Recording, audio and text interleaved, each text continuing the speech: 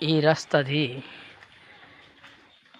চলাফেরা করাই মুশকিল, আর এই রাস্তা দিয়ে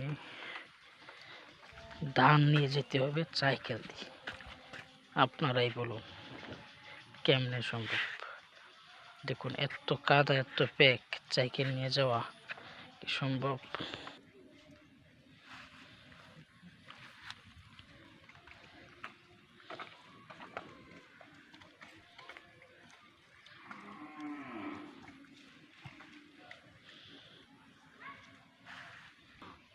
আপনাদেরকে একটু ভালোভাবে দেখাই।